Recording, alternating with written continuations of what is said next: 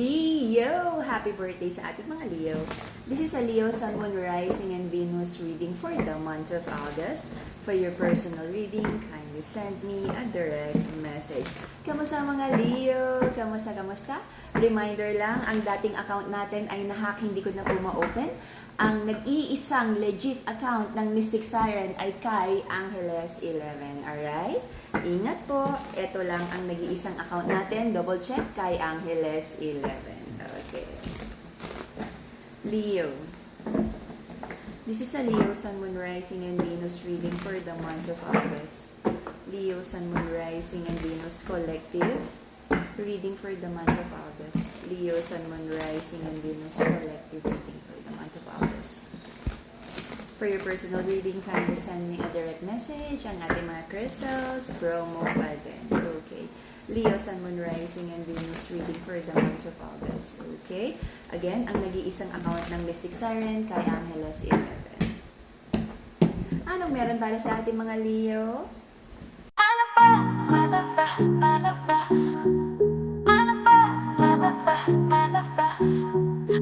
Temperance in reverse, you might be dealing with a Sag. You feel like parang na-overwhelmed ka sa relationship na to. Ang toxic, maraming lies, maraming disagreements, dishonest energy. I feel hindi na to bago. Paulit-ulit ka nang na-hurt sa situation na to. At sabi mo is parang wala namang nangyayari. You love your person so much, but marami kang, you feel like marami ka parang hindi alam about your person, ugali, intention, and about, hindi ito yung ina-expect mo na mangyari na outcome for your connection. And because of that, parang na-caught off guard ka na parang, shucks, bakit nagkaganito? Akala ko masaya, akala ko long term, akala. Nagkamali ka ng pagkakakilala sa yung person. And sobra-sobrang nasaktan sa connection na to. It feels like maraming bagay na dapat itama with the justice card, kaya lang someone is being like stubborn na not to meet the other person halfway and not to be like sensitive and considerate sa feelings ng isang person here. Someone is not ready for commitment for long term. Meron ako nakikita that the masculine is entertaining other, female energies here. Again, masculine and feminine are just energies. Okay? Iba ang gender. Lalo na kasi kapag if you're dealing with same-sex connection. Okay? Maraming naging plano, pero in the middle of that, after nabitiwan yung mga pangako, plano na yan, parang nakasulat lang sa hangin. You feel someone feels betrayed here na parang hindi naman totoo, naglolokohan lang ba kayo, maraming false promises, marami ding sinabing aayusin to, babaguhin na yan, pero parang puro salita lang. Okay? Maraming inaayos ang ating mga Leo na financial stability, maraming plano, ano pa yung negosyo, trabaho, side hustle na pwedeng pasukin para, makatulong sa finances. Maraming disagreements here. I feel not just a love connection, nami-misunderstood ka rin ng mga taong nasa paligid mo. I feel halo-halo na, no? Minsan, you feel na ang bilis mong matrigger, ang bilis mong tupakin, kasi may issue sa family, may issue sa work, pagpunta mo sa work or sa, nagkakadamay-damay yung mga tao because may bad energy from here, pagpunta mo, pag-uwi mo, nadadama yung family, or kung may problema sa family, pagdating mo sa work, may problema, or I feel, ang dami, no? Very chaotic yung energy na, meron kang hinahanap na, like, parang safe space for you right now, na may makausap, na makapag-isip ng maayos, tahimik, okay? May isang connection dito na hindi naman makamove forward ng maayos, pero gusto mo pa rin i-keep. Sabi ng masculine, lahat ng mga goals niya, it's like kahit anong mangyari, itatama niya, especially like yung goals niya about finances, negosyo, pera. I feel nagkaroon ng new cycle para sa'yo, napapagod ka na sa paulit-ulit na toxicity sa relationship, ang dami ding chismis, ang daming nangingialam, ang daming opinion ng ibang tao. Alright? Self-check din tayo, Leo, okay? Kung ano din yung mga, not just your person's pagkakamali, pagkukulang, but also ikaw, ano din yung mga dapat ma-improve para hindi na nauulit ang ganitong sitwasyon. The reason for the reading is broken heart, disappointment, sobra kang nasaktan sa connection na to. Okay? But I feel may choice sa'yo na maging tahimik muna. Napapagod ka na rin na mag-bring up ng mga bagay na nakaka-hurt sa'yo kasi it feels like hindi naman ikaw napapakinggan or hindi na-honor ng person mo ang iyong feelings, especially sa side ng feminine. I feel sobrang na-hurt yung feminine sa connection na to. Okay? Recent past, maraming issues about family, lalo na kung may involved na anak. Marami kang pinagpe-pray. Sabi mo, sino bang totoo sa'yo? Kasi if not, you're ready na bitiwan ang mga dishonest at mga temporary connections, especially kapag toxic, okay?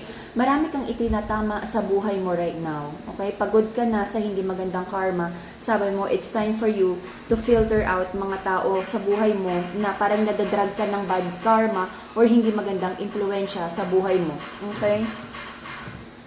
Right now, may isang connection na pinagdadamutan mo ng atensyon, pagmamahal, care, pake, napapagod ka na. Sabi mo, for now, ayaw mo munang,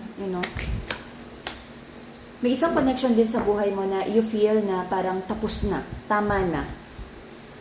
Your person, gustong makipagbalikan, gusto kang kausapin, gustong magpaliwanag, hindi niya maintindihan, parang mixed emotions ang meron kayong dalawa right now. Nakakatuwa, nakakahinga kang maluwag kasi parang nabawasan yung burden sa puso, but at some point, your person also feels na parang nalulungkot at nangihinayang.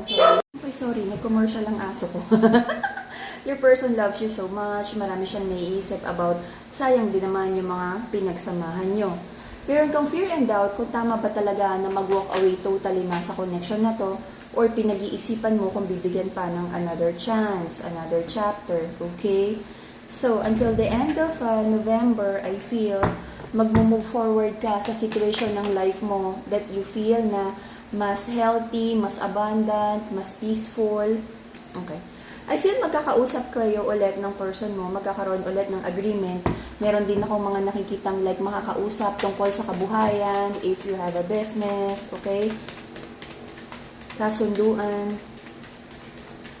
I feel magkakaroon ng reconnection na maayos between you and your person. Pagdating sa kabuhayan, naman, may mga magaganda ding balita. If you're waiting for a contract, job offer, okay, anything about work stability. Kung meron kang you feel na hindi mo nakuha, nagkaroon ng delay sa recognition, promotion, job offer, I feel until the end of the year makukuha mo to. Pagdating sa relationship, magiging mas stable na rin. Okay? So, I feel mas okay, no? Kasi this is like, nagkakaroon ka rin ng purging sa mga relationships and kaibigan, mga connections na malapit sa'yo. If if you feel na toxic, bibitiwan mo na. May decision sa'yo na piliin ang mga taong kasama. May decision sa'yo na kung hindi long-term bibitiwan mo, kung toxic at nahihirapan ka, bibitiwan mo. Okay? And I feel magkakaroon ng maayos na pag-uusap between you and your love connection, mapag-uusapan ng mga long-term goals at maaayos ang connection na to. Okay? Harmony sa relationship, Madagascar, rose quartz, the pink crystal, stronger intuition and mental clarity, amethyst crystal. If you're manifesting abundance, Brazilian citrine, the yellow crystal. Okay? Protection, grounding of emotions, and to protect you from evil eye, negative energy, we have the Madagascar black tourmaline. Okay? Meron din tayong evil eye bracelet. Okay? Motivation and good luck to do whatever yung gusto mong gawin sa buhay mo. Konting push, kumbaga, carnelian, the orange crystal. Okay? So, for now, may nakikita akong good news na parang umikot ng ilang buwan ang ating Leo reading na hindi maganda. But right here, magkakaroon ng reconnection, reconciliation with your person. Masaya, could be bakasyon, mapag-usapan ang long term. I feel mas magiging stable, iingatan nyo ang bawat isa. Kung ano man yung job offer na parating sa'yo, opportunity, I feel natutunan mo na yung lesson to take care ang mga bagay na mahalaga sa'yo at hindi mo nahahayaang masira lang because of like reckless behavior. Alright? Ang ganda ng reading ng mga Leo, alright? And that would be the Leo reading for the month of August. See you again in a few days for your bonus reading. Ingat po, ang nag-iisang account ng Mystic Siren kay Angeles 11. Bye-bye!